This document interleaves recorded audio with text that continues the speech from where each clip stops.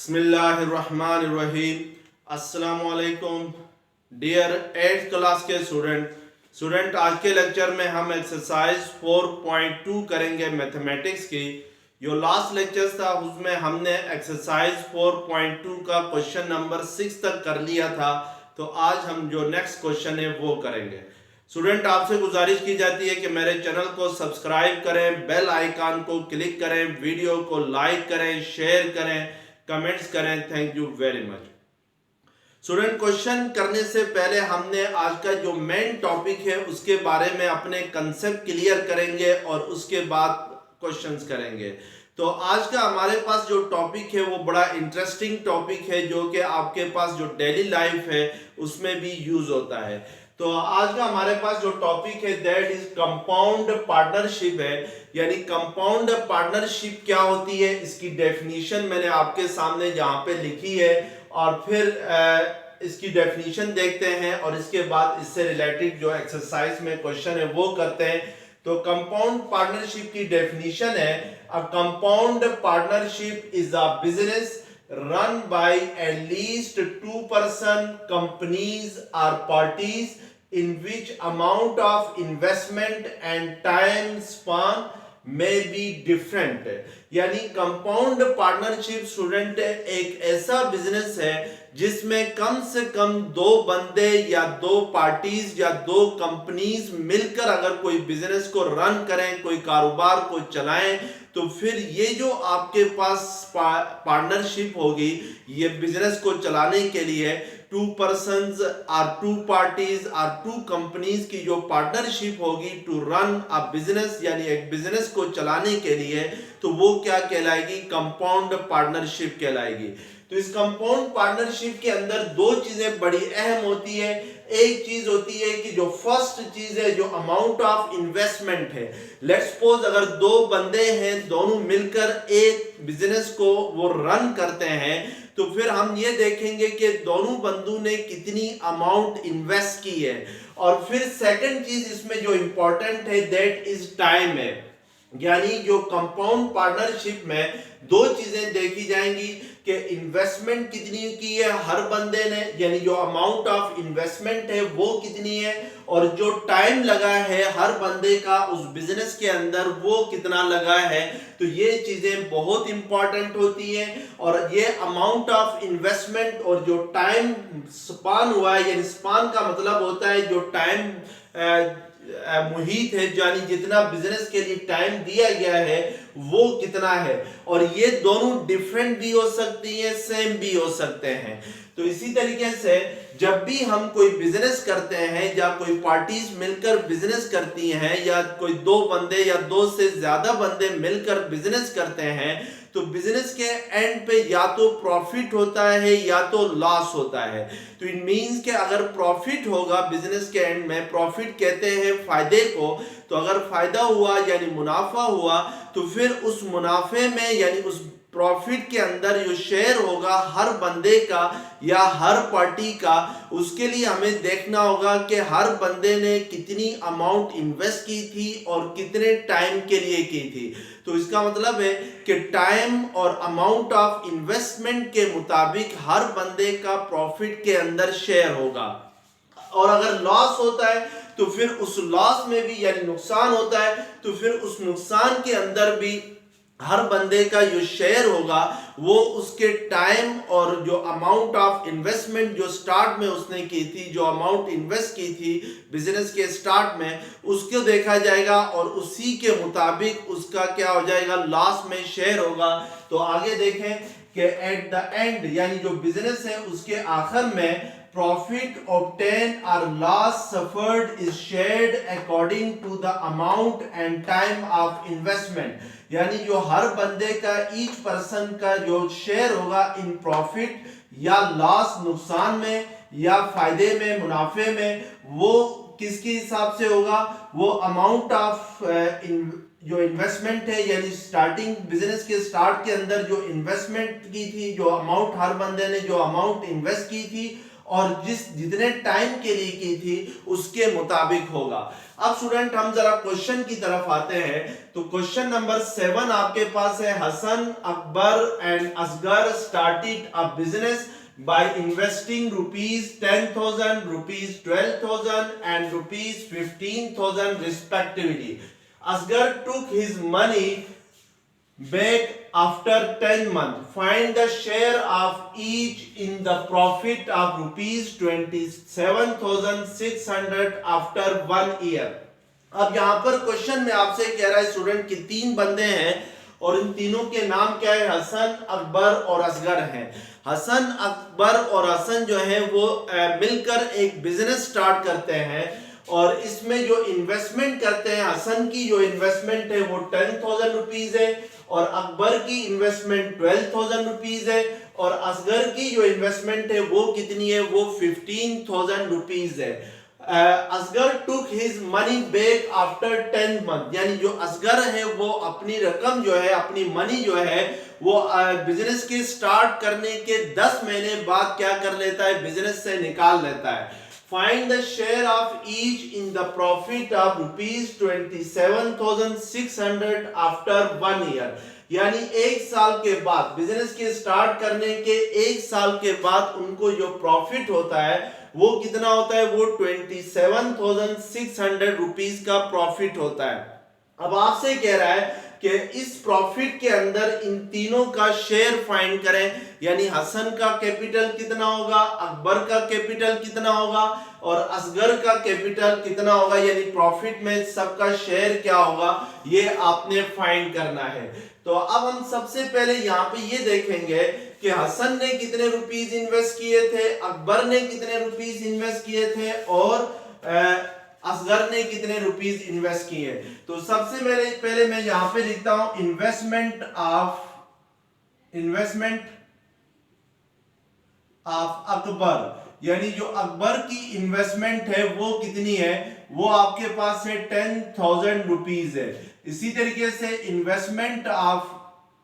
सबसे पहले हसन की इन्वेस्टमेंट जो है वो आपके पास 10,000 रुपीस है और सेकंड स्टेप पे आपके पास अकबर है, तो अकबर की इन्वेस्टमेंट कितनी है, अकबर की इन्वेस्टमेंट है 12,000 रुपीस है। इसी तरीके से इन्वेस्टमेंट ऑफ असगर है 15,000 रुपीस है, यानी असगर ने इस बिजनेस के अंदर कितने रुपीस इन्वेस्ट किए, 15,000 रुपीस इन्वेस्ट किए और जो प्रॉफिट हुआ है at the end of year वो आपके पास कितना हुआ है, वो हमारे पास हुआ है 27,600 रुपीस का प्रॉफिट हुआ है at the end of year, यानी साल के आखिर में जो प्रॉफिट हुआ है वो कितना हुआ है 27,600 रुपीस का हुआ है। अब हम जरा पहले इस प्रॉफिट में हमने हसन, अकबर और असगर का शेयर फाइंड करना है। तो पहले हम क्या करेंगे कि इन तीनों का जो कैपिटल बनता है उसमें उसकी रेशियो फाइंड करेंगे। तो सबसे पहले देखें कैपिटल ऑफ हसन, यानी हसन का कैपिटल क्या है ये देखेंगे। कैपिटल ऑफ हसन होगा स्टूडेंट के कि हसन ने कितने टाइम के लिए ये रुपीस इन्वेस्ट किए थे। हसन ने टोटल अमाउंट कितनी इन्वेस्ट की है, 10,000 रुपीस की इन्वेस्टमेंट की है और कितने टाइम के लिए की है, 1 ईयर के लिए की है, यानी 1 साल के लिए की है। और हमें पता है कि 1 ईयर में जो मंथ होते हैं वो कितने होते हैं, वो 12 मंथ होते हैं। तो इसका मतलब है कि जो हसन की इन्वेस्टमेंट है वो 10,000 रुपीस है और हसन ने ये जो इन्वेस्टमेंट की है 10,000 रुपीस, ये कितने टाइम के लिए की है, ये 1 ईयर के लिए की है, यानी 12 मंथ के लिए की है। तो हसन, कैपिटल ऑफ हसन फिर क्या होगा, 10,000 को हम किससे मल्टीप्लाई करेंगे, 12 के साथ मल्टीप्लाई करेंगे, तो this will be the capital of Hasan होगा। इसी तरीके से कैपिटल ऑफ अकबर में अगर फाइंड करना चाहूं तो अकबर ने कितने रुपीस इन्वेस्ट किए हैं, 12,000 रुपीस इन्वेस्ट किए हैं और कितने टाइम के लिए किए हैं, 1 ईयर के लिए किए हैं। और 1 ईयर में क्या होता है, 12 मंथ होते हैं। तो हम 12,000 को अगर 12 से मल्टीप्लाई करें तो this is the capital of Akbar होगा। इसी तरीके से हम कैपिटल ऑफ असगर फाइंड करेंगे तो अब असगर ने देखें स्टूडेंट क्वेश्चन में, असगर ने सबसे पहले हम ये देखेंगे कि असगर ने कितने रुपीस इन्वेस्ट किए थे बिजनेस में, 15,000 रुपीस इन्वेस्ट किए और कितने टाइम के लिए किए। उसने क्वेश्चन में कहा हुआ है कि Asgar took his money back after 10 month, यानी असगर ने अपनी जो रकम है वो बिजनेस के स्टार्ट करने के 10 महीने बाद अपनी रकम जो थी वो वापस ले ली थी, अपनी इन्वेस्टमेंट वापस ले ली थी। तो इसका मतलब है कि जो असगर ने इन्वेस्टमेंट किए वो कितने मंथ के लिए किए, 10 मंथ के लिए किए। तो कैपिटल ऑफ असगर क्या होगा, ये आपके पास 15,000 को हम 10 के साथ क्या करेंगे, मल्टीप्लाई करेंगे।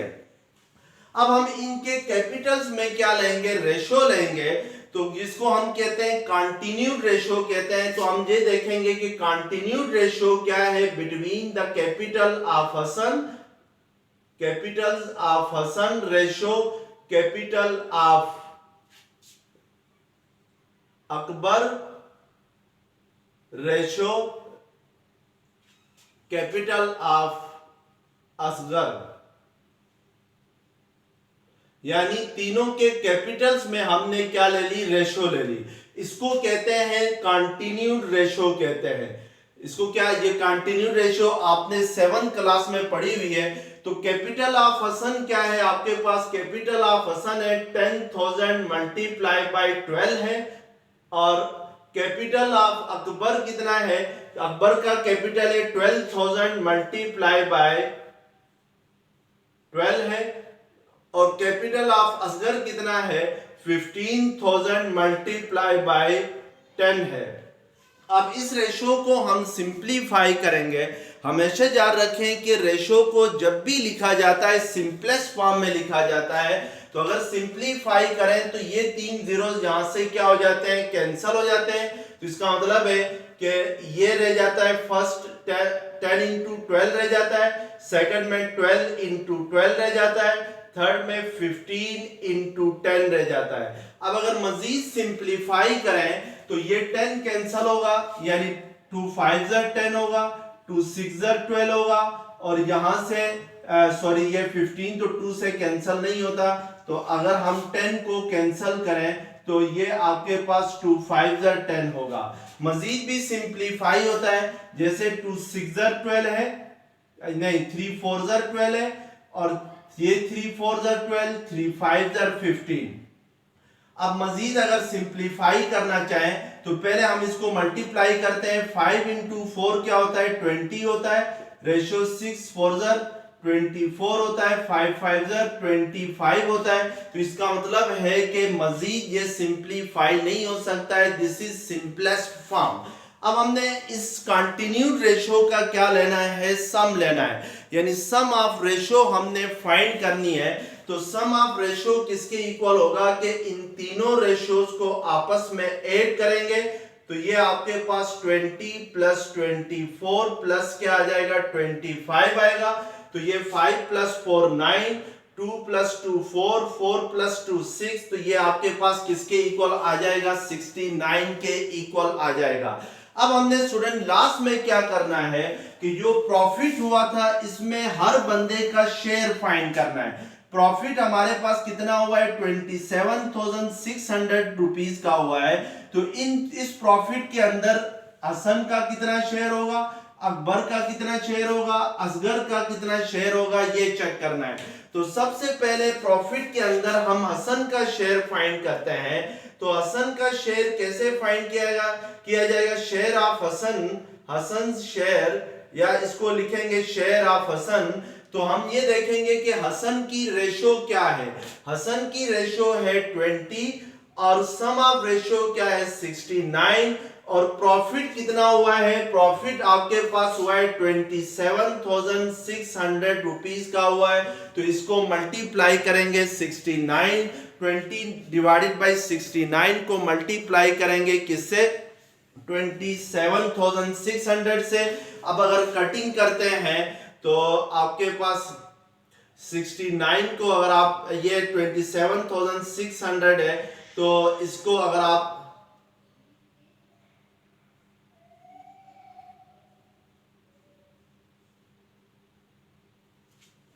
कटिंग 3 से होती है, या आप 69 को क्या करें, डायरेक्ट 69 को अगर हम 4 के साथ मल्टीप्लाई करते हैं तो ये आपके पास देखें 69 4 जर क्या होता है, 4 9 जर 36, 3 के लिए गया, 4 6 जर 24, 24 प्लस 3 क्या होता है 27 होता है।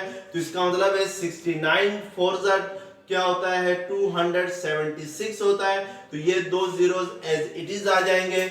तो अब 400 को हम मल्टीप्लाई करते हैं 20 के साथ तो 3 जीरोस एज इट इज आ जाएंगे। 2 4 जर क्या होता है 8 होता है। तो इसका मतलब है कि जो हसन का शेयर है इस प्रॉफिट के अंदर वो कितना है, वो 8000 रुपीज का होगा। इसी तरीके से हमने अकबर का शेयर और असगर का शेयर फाइंड करना है। प्रॉफिट हमारे पास है 27600 का है। तो यहां पर मैं लिख लेता हूं। नेक्स्ट हमारे पास जो पर्सन था वो था अकबर शेयर, यानी अकबर्स का शेयर क्या होगा। तो अकबर्स का शेयर फाइंड करने के लिए हम देखेंगे कि अकबर की रेशो क्या थी। सेकंड स्टेप पे रेशो अकबर की थी, अकबर की रेशो 24 है। सम ऑफ रेशो हमारे पास क्या है 69 है, मल्टीप्लाई बाय जो टोटल प्रॉफिट है वो क्या है 27600 का है। तो ये आपके पास कटिंग होके क्या आ जाएगा 400 आ जाएगा। अब 400 को अगर हम मल्टीप्लाई करते हैं किसके साथ 24 के साथ तो दो जीरो एज इट इज आ जाएंगे। 4 4 जर 16, 1 कैरी गया, 4 2 जर 8 प्लस 1 क्या होगा 9 होगा। तो इट मींस के 9600 रुपीज शेयर होंगे किसका, अकबर का शेयर होगा। अब हम नेक्स्ट स्टेप में रास में रह गया असगर। तो शेयर ऑफ असगर में यहां पे फाइंड करता हूं। तो असगर का शेयर क्या होगा, तो असगर का शेयर फाइंड करने के लिए असगर शेयर ये इक्वल होगा, हम देखेंगे कि असगर की रेशो क्या है 25 है। तो 25 divided by 69 multiply by 227,600 profit है। तो ये आपके पास 400 होता है। तो ये दो जीरोस एज इट इज आ जाएंगे। 4 5 जर 22 कैरी गया, 4 2 जर 8 प्लस 2 क्या होगा 10 होगा। तो इट मींस के इसमें जो असगर का शेयर है वो कितना होगा, वो आपके पास होगा 10,000 रुपीज होगा। तो इस तरीके से हम हसन, अकबर और असगर का शेयर फाइंड करेंगे इन दिस प्रॉफिट।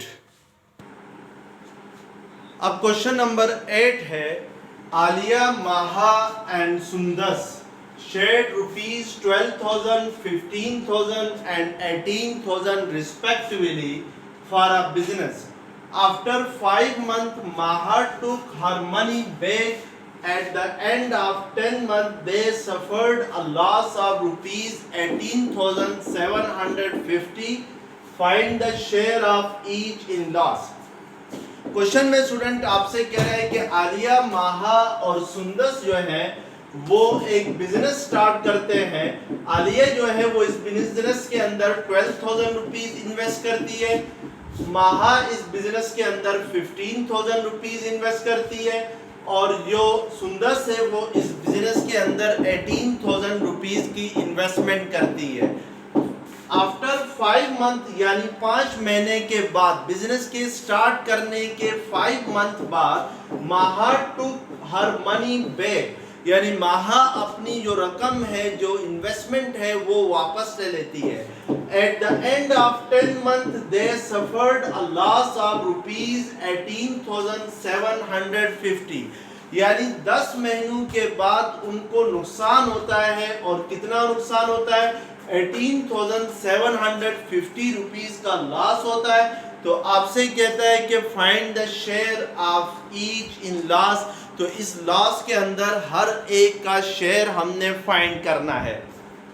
तो सबसे पहले हम यहाँ पे ये देखेंगे कि लॉस कितना हुआ है, यानी जो लॉस हुआ है वो आपके पास हुआ है रुपीज 18,750 का हुआ है। अब हम सबका कैपिटल फाइंड करेंगे, यानी कैपिटल ऑफ, या डायरेक्ट हम लोग कैपिटल्स में रेशो लेंगे सबके कैपिटल में। तो कैपिटल्स ऑफ आलिया होगा, रेशो कैपिटल ऑफ माहा होगा,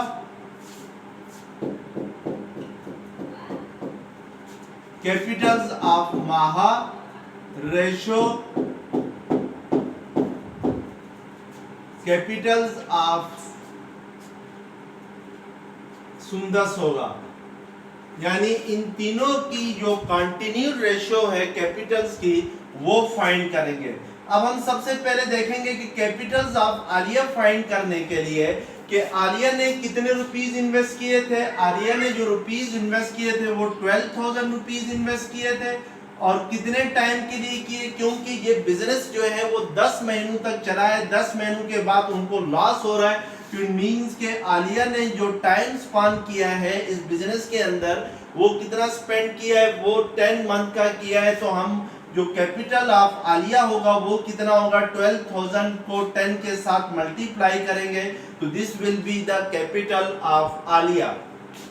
इसी तरीके से माहा ने जो रुपीस इन्वेस्ट किए थे वो किए थे 15,000 का, तो हम ये 15,000 लिखेंगे, मल्टीप्लाई बाय माहा ने कितने टाइम के लिए जो बिजनेस किया था, क्योंकि क्वेश्चन में उसने कहा हुआ है कि आफ्टर 5 मंथ जो है वो माहा जो है वो अपनी मनी बैक करती है, यानी अपनी मनी वापस ले लेती है। तो इसका मतलब यह है कि माहा ने ये बिजनेस किया 5 मंथ तक, तो हम 15,000 को फिर किससे मल्टीप्लाई करेंगे, 5 से मल्टीप्लाई करेंगे, तो this will be the capital of माहा होगा। इसी तरीके से कैपिटल ऑफ सुंदस फाइंड करने के लिए सुंदस ने कितने रुपीस इन्वेस्ट किए, 18,000 रुपीस इन्वेस्ट किए, तो 18,000 को हम किससे मल्टीप्लाई करेंगे, 10 के साथ मल्टीप्लाई करेंगे। अब ये 3 जीरोस क्या है, कैंसिल हो जाएंगे, सिंपलेस्ट फॉर्म में लिखना है। तो और उसके अलावा आपके पास यहाँ पर 3 से कटिंग होती है, 3 4 12, 3 5 15, 3 6 क्या होता है, 18 होता है। अब ये आप लिख सकते हैं 4 10 क्या होगा, 40 रेशियो, 5 5 25 रेशियो, 6 10 क्या होगा, 60 होगा। तो इस तरीके से हम इसको लिख सकते हैं। अब मजीद अगर इसको सिंप्लीफाई करना चाहें तो 5 से कटिंग होती है, तो 5 8 40 होता है, 5 5 25 होता है, 5 1 5 5 2 10, तो 5 12 क्या होता है, 60 होता है। तो नेक्स्ट स्टेप में हम क्या करेंगे, सम ऑफ रेशियो फाइंड करेंगे। तो सम ऑफ रेशियो फाइंड करने के लिए इन तीनों रेशियोज को आपस में ऐड करना है, यानी 8 + 5 + 12 करते हैं। तो ये आपके पास 5 + 2 7, 7 + 8 15 होगा, 1 कैरी गया, तो ये आपके पास किसके इक्वल आएगा, 25 के इक्वल आएगा। अब हमने तीनों का शेयर फाइंड करना है इस लॉस के अंदर, तो सबसे पहले हम आलिया का शेयर फाइंड करते हैं। तो आलिया शेयर क्या होगा लॉस में, तो उसके लिए हम देखेंगे कि आलिया की जो रेशियो है वो क्या है, वो 8 है, सम ऑफ रेशियो क्या है, 25 है, मल्टीप्लाई बाय लॉस कितना हुआ है आपके पास, 18,750 का हुआ है। तो इसको हम 18,750 से क्या करेंगे, मल्टीप्लाई करेंगे। अब कटिंग करते हैं, तो 5 5 25, 5 3 15, 3 कैरी आ गया, तो 5 7 35, 2 कैरी आ गया, 5 5 25, फिर 0, फिर कटिंग होती है, 5 7 35, 2 कैरी आ गया, 5 5 25, तो 0 एज इट इज आ जाएगा। तो इट मींस के 8 को 750 के साथ मल्टीप्लाई करेंगे, तो this will be the share of Alia आ जाएगा। तो 8 0, 8 5 44 कैरी गया, 8 7 56, 56 + 4 क्या होता है, 60 होता है। तो इट मींस के इस लॉस के अंदर जो आलिया का शेयर होगा वो 6,000 रुपीस का होगा। अब हम लोग नेक्स्ट हमारे पास है माहा शेयर। तो माहा शेयर फाइंड करने के लिए आपने क्या करना है, माहा की जो रेशो है वो क्या है, 5 है, तो 5 multiply by 5 divided by 25 multiply by loss कितना हुआ है, 18,750 का है, तो ये कटिंग होके 750 आएगा। तो 5 5 50, 5 5 25, 5 7 35 + 2 क्या होगा, 37 होगा। तो इट मींस के जो आलिया का शेयर होगा वो 3,750 का होगा। इसके बाद है शेयर ऑफ सुंदस है। तो सुंदस का शेयर फाइंड करने के लिए हम ये देखेंगे कि सुंदस की रेशो क्या है। तो सुंदस की रेशो है 12, तो 12 को हम 25 से डिवाइड करेंगे और 18,750 के साथ मल्टीप्लाई करेंगे, तो ये आपके पास 750 आता है। तो 750 को अगर 12 के साथ मल्टीप्लाई करें तो ये आपके पास क्या आ जाएगा, 20, 2 5 10, 1 के लिए गया, 2 7 14 प्लस 1 15, फिर 10, 1 5 5, 1 7 7, तो ये 0 0 0 10 10 से 1 के लिए आ गया, तो 7 प्लस 1 8, 8 प्लस 1 9।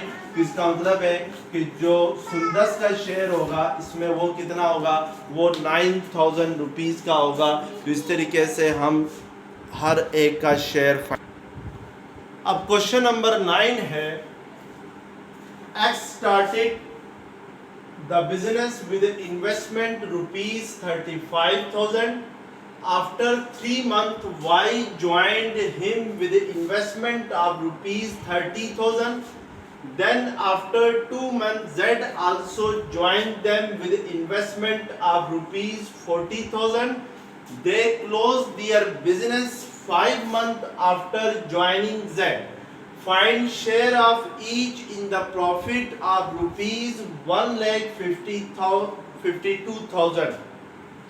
क्वेश्चन में स्टूडेंट आपसे कह रहा है कि X ने एक बिजनेस स्टार्ट किया, कितनी इन्वेस्टमेंट से, 35,000 रुपीज के साथ एक बिजनेस स्टार्ट किया, और बिजनेस स्टार्ट करने के 3 महीने बाद Y क्या कर रहा है, X को ज्वाइन कर रहा है। यानी उस X के बिजनेस स्टार्ट करने के 3 महीने बाद 3 मंथ के बाद Y X को क्या कर रहा है, ज्वाइन कर रहा है। कितनी इन्वेस्टमेंट के साथ, 30,000 रुपीज की इन्वेस्टमेंट के साथ। देन आफ्टर 2 मंथ यानी Y के ज्वाइन करने के 2 महीने बाद Z also joined them with investment of rupees 40,000. Z भी क्या कर रहा है, इनके साथ मिल जाता है, कितने रुपीस इन्वेस्ट कर रहा है, 40,000 का रुपीस 40,000 रुपीस इन्वेस्ट कर रहा है। They closed their business 5 months after joining Z. यानी Z के ज्वाइन करने के 5 महीने बाद वो अपना बिजनेस क्या करते हैं, बंद कर देते हैं। Find share of each in the profit of 1,52,000.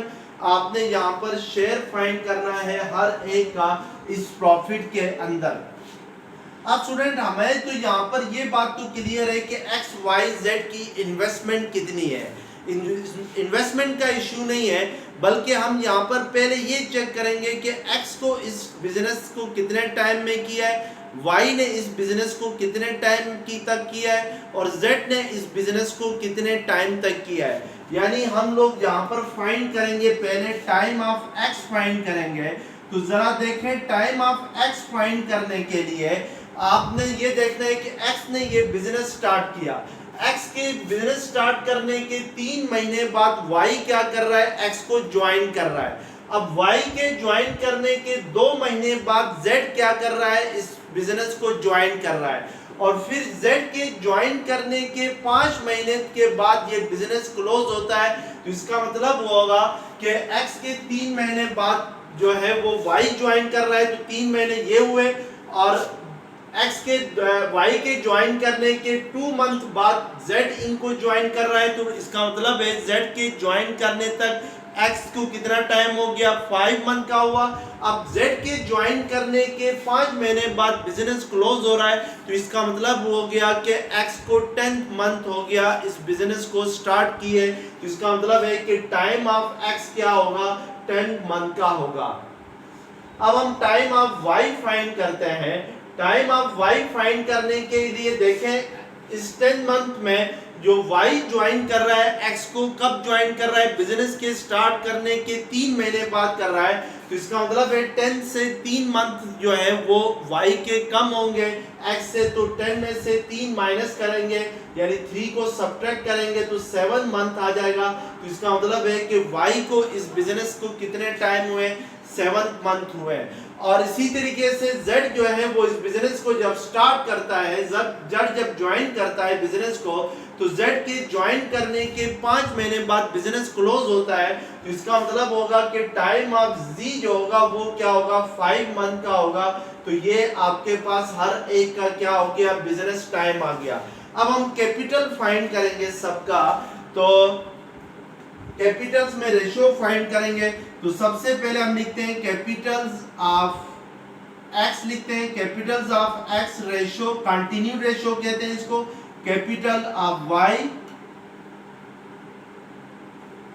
Ratio capital of क्या होगा जी होगा। तो एक्स ने कितने रुपीस इन्वेस्ट किए थे 35,000 रुपीस इन्वेस्ट किए। कितने टाइम तक किए 10th मंथ तक किए। तो इसका मतलब है कैपिटल ऑफ एक्स क्या होगा 35,000 इंटू 10 होगा। वाई ने कितने रुपीस इन्वेस्ट किए 30,000 रुपीस इन्वेस्ट किए। तो 30,000 को हम किससे मल्टीप्लाई करेंगे 7 से मल्टीप्लाई करेंगे, क्योंकि वाई का टाइम कितना हुआ है 7 मंथ का हुआ है। इसी तरीके से कैपिटल ऑफ जी फाइंड करने के लिए जेड ने कितने रुपीस इन्वेस्ट किए 40,000 रुपीस इन्वेस्ट किए और कितने अरसे तक किए 5 मंथ तक किया है। तो इसका मतलब है कि हम लोग क्या करेंगे 5 को 40,000 से मल्टीप्लाई करेंगे। अब इस कंटिन्यूड रेशियो को सिंपलीफाई करें तो ये 3 जीरोस तो ऑलरेडी कैंसिल हो रहे हैं। अब 5 से कटिंग होती है 5 7 35, यहाँ पर आपके पास रह जाएगा 7 इंटू 10 और इधर 5 6 30 तो 6 इंटू 7 रह जाएगा। रेशियो 5 8 40 तो यहाँ पर क्या रह जाएगा 5 रह जाएगा। अब मजीद अगर कटिंग करें तो ये आपके पास 2 5 10 हो जाता है, 2 3 6 होता है, 2 4 8 होता है। अब 7 5 क्या होगा 35 होगा। तो ये 35 रेशियो 3 7 21 रेशियो 4 5 क्या होगा 20 होगा। तो मजीद हम इसको सिंपलीफाई नहीं कर सकते। अब सम ऑफ रेशियो फाइंड करेंगे। तो सम ऑफ रेशियो फाइंड करने के लिए इन तीनों को आपस में ऐड करेंगे। तो ये आपके पास 5 + 1 6, 2 + 2 4, 4 + 3 7। तो सम ऑफ रेशियो क्या आ गया 76 आ जाएगी। अब हमने ये जो प्रॉफिट हुआ है 1,52,000 का, इसमें एक्स वाई और जी का शेयर फाइंड करना है। तो सबसे पहले हम एक्स का शेयर फाइंड करते हैं। तो हम देखेंगे कि एक्स की रेशियो कितनी है 35 है, सम ऑफ रेशियो क्या है 76 है और आपके पास प्रॉफिट कितना है 1,52,000 का प्रॉफिट है। तो इसको कटिंग करते हैं तो ये आपके पास 76,000 से किससे मल्टीप्लाई करें तो आपके पास ये आ जाएगा। तो इसके लिए देखें